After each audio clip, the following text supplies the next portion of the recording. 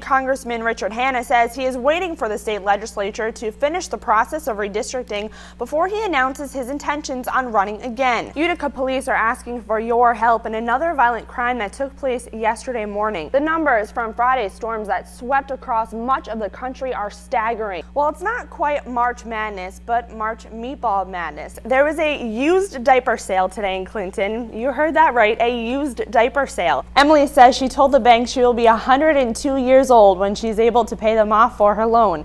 She is hoping to be all moved in by mid-March.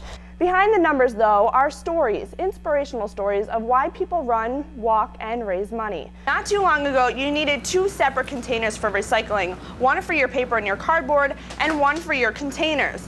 Now that the new Recycle One program has been implemented, you don't need 2 containers, you just need 1, and you're done. Another yogurt plant is planned for upstate New York. The lengthy process to redraw election district lines in New York that will guide politics for the next decade is expected to get longer. You're talking about the Yankees before, but I really hope they trade Burnett. Fingers crossed. And that scheduling is a big reason why the lead coordinator of the Perpetual Adoration program, Betty Frank, received recognition this afternoon. So we'll be watching the Oscars, and you'll be watching the NBA All-Star game. I guess I have to, right? See what Carmelo and everybody does? We'll see what happens. That's going to wrap things up for us for now. You can always check us out online at WKTV.com. We'll see you back here at 11. Have a great night. Yesterday, we told you about Emily, an 82-year-old who lost just about everything when the floods ripped through her home in August when Irene hit. Emily told me she wouldn't be where she was today without the volunteers.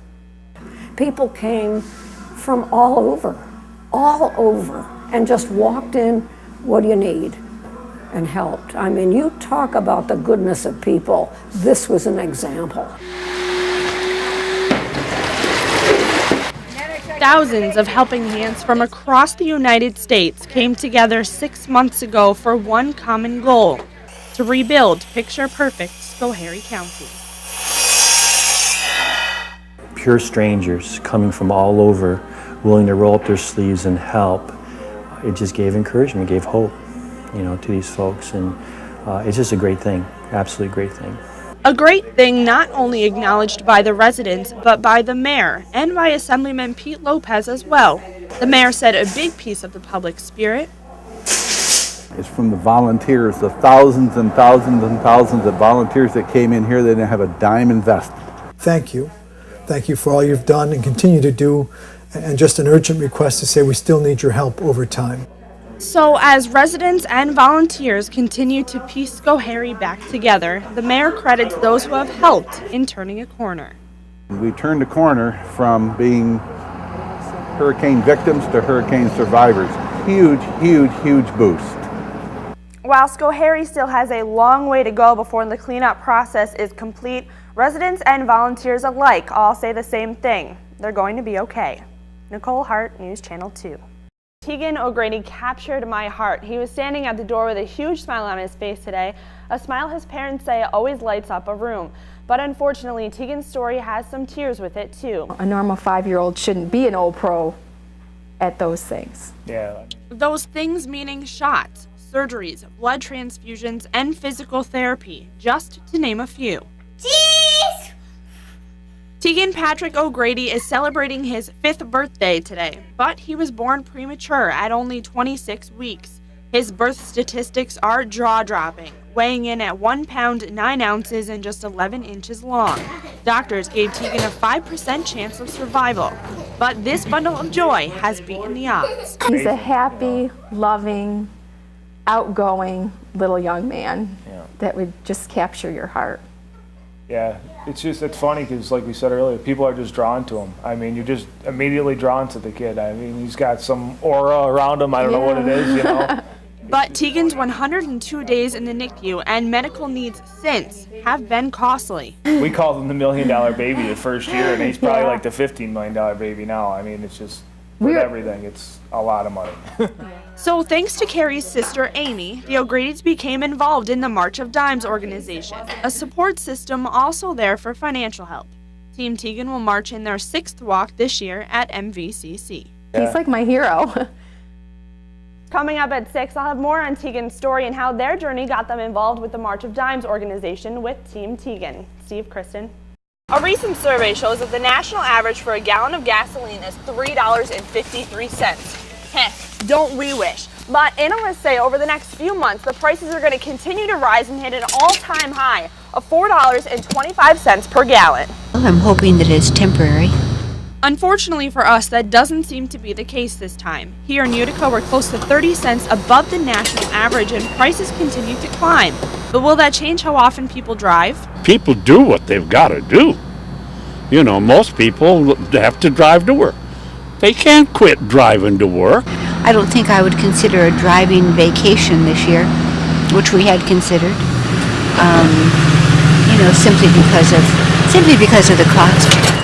Right now, tensions in Iran are feeding fears that oil supplies could be blocked and are sparking the quick jump in prices. Senator Chuck Schumer says there's one simple solution: get the Saudis to pump more oil immediately.